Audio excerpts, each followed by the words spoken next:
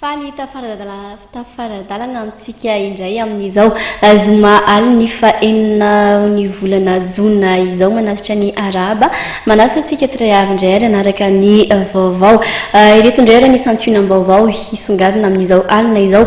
politika roa lehibe ary no nitsangana nijoro ho antoko mpanohitra ny fitondrana ankehitriny eo ihany koa ny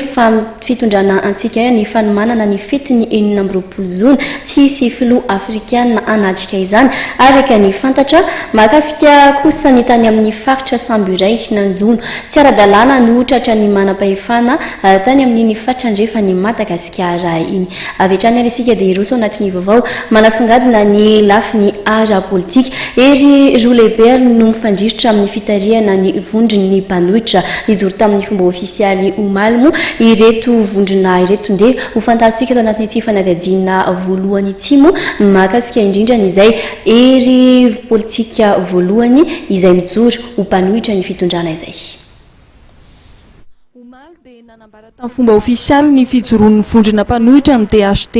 ny Obama, ny Green ary Miami ary ny afitra ho an'ny firenena. Raha ny fanazavana dia mijoro ara-dalàna ary samy efa nametraka ny fanambarana ho mpanohitra teny amin'ny ministeran'ny aditany taorian'ny famoahana amin'ny politika kapobain'ny fanjakana ireto antoko politika ireto. Reo dimy reo aloha no hita tao anatin'izay ka nahatonga azy ny famory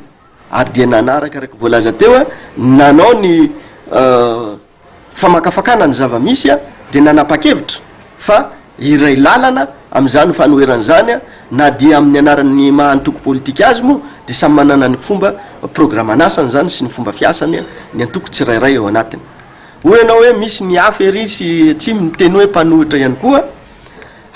olo-pirenena izy ireny ny fanoherana nge rehefa mahatsapa ianao hoe tsy mety amiko zany fiainana zany tsy mety amiko ny tahaka zao ka raha milazany zany izy tahaka an'izay neny nazatra hatram'izay teto fa matoa ankehitriny zany milaza hoe zahay mpanohitra satria noho ny fisian'ilay lalàna zany ka ireo naman'ireo dia misy amin'izy ireny fikambanana zay tsy voalaza any amin'ny lalàna any amin'ny toerana natao filazana fanambarana an'izany any amin'ny ministeran'ny aditany hoe mahazo manao an'izany ny fikambanana dikan'izay zany anohitreny izy fa tsy voafaritra ao anatin'ilay lalàna zany ny zavatra ataony amin'izay fotoan'izay ary misy moa ny antoko izay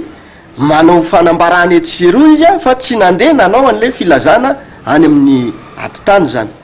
ny any nataonay amin'izy ireny dia hoe tsy ho araky ny lalàna ny fanoherana raha toka anao ny mahazatra hatram'izay zany noho izany andao hiaraka andao hivondrona fa ny firaisan-kina ny hery efa nifidy ihany koa ny heverin'izy ireo hitarika amin'ny vondron'ny mpanohitra ireo atoko dimy nanao fanambarana fanoherana teny anivy ministeran'ny aditany